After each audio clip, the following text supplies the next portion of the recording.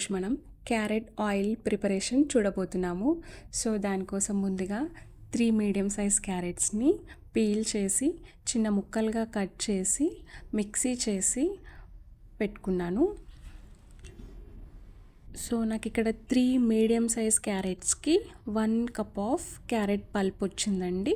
ఈ 1 cup of carrot పల్ప్కి 2 cups of coconut oil తీసుకుంటున్నాను నేను. సో ముందుగా ఈ క్యారెట్ ఆయిల్ ప్రిపరేషన్ కోసం స్టవ్ ఆన్ చేసి లో ఫ్లేమ్ మీద ఈ 2 cups of coconut oil plus 1 cup of carrot pulp తీసుకుని ఈ రెండిటి యొక్క మిశ్రమాన్ని మెల్లిగా బాయిల్ చేసినట్లయితే ఈ క్యారెట్ అనేది బాయిల్ అయిపోయి ఒక 5 to 6 మినిట్స్ తర్వాత ఈ ఆయిల్ కలర్ అనేది లైట్ ఆరెంజ్ కలర్లోకి మారిపోతుంది. సో ఈ ప్రాసెస్లో మనము కంటిన్యూస్గా తిప్పుతూ ఉండాలి, లేకపోతే ఈ హీట్కి క్యారెట్ అనేది అడుగంటిపోతుందండి. సో ఇలా మాడిపోకుండా మనం కంటిన్యూస్గా తిప్పుతూ ఉన్నట్లయితే ఆయిల్ నుంచి ఈ పల్ప్ అనేది మెల్లగా సపరేట్ అవ్వడం స్టార్ట్ అయిపోతుంది. ఈ స్టేజ్లో మనము ఫ్లేమ్ టర్న్ ఆఫ్ చేసుకొని చల్లారిన తర్వాత ఈ పల్ప్ నుంచి ఆయిల్ని మనం సపరేట్ చేయొచ్చు. సో దట్ మనకి క్యారెట్ ఆయిల్ అనేది ప్రిపేర్ అయిపోతుంది.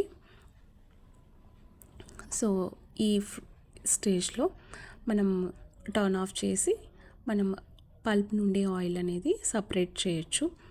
సో ఈ క్యారెట్ ఆయిల్ యొక్క బెనిఫిట్స్ ఏంటంటే దీనిలో ఉండే న్యాచురల్ విటమిన్ ఏ, సి, ఈ అనేది మన యాంటీ ఏజింగ్ ప్రాపర్టీస్ కలిగి ఉండడం వల్ల మన స్కిన్ని చాలా యవ్వనంగా ఉంచుతుంది. అండ్ ఆల్సో ఈ కోకోనట్ ఆయిల్ అనేది ఒక మంచి మాయిశ్చరైజర్ కాబట్టి మన స్కిన్ని ఎప్పుడు మాయిశ్చరైజ్డ్గా ఉంచడానికి దోహదపడుతుంది. ఈ రెండింటి కాంబినేషన్ మన స్కిన్కి ఎంతో యూస్ఫుల్ ఉంటుందన్నమాట. సో ఈ క్యారెట్ ఆయిల్ మనం రెగ్యులర్గా యూస్ చేసుకోవచ్చు. ఈ సీజన్లో మన స్కిన్ని చాలా ప్రొటెక్ట్ చేస్తుంది. దాంతోపాటు ఈ మాయిశ్చరైజర్ని కూడా ఫ్రిడ్జ్లో పెట్టి ఒక 2 to 3 months వరకు కూడా మనం లిప్ బామ్గా కూడా యూస్ చేసుకోవచ్చు.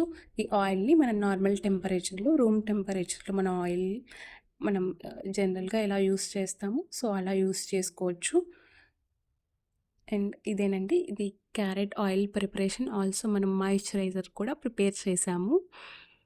ఇది ఫ్రిడ్జ్లో పెట్టుకోవాలి, ఇది రూమ్ టెంపరేచర్లో ఉండాలి oil. So thank you so much for watching అండి.